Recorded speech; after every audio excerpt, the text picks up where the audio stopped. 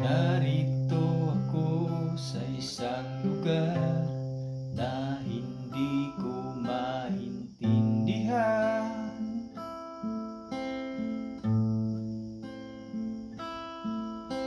Nakikipagsapalaran sa buhay na ang hantungan ay kawalan.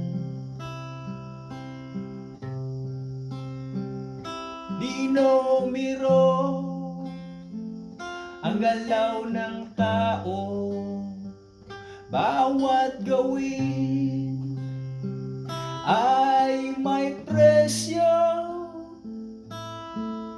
O narito ako sa isang lugar na hindi ko maintindihan.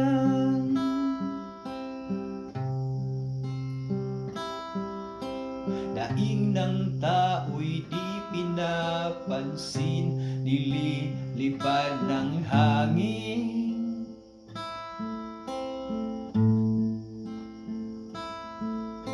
Pagkain sa araw-araw, hindi malaman paano pagkakasyahin.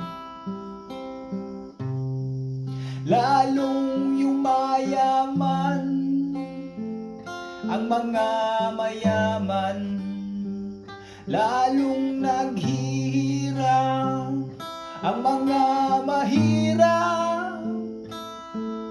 O narito ako sa isang lugar na hindi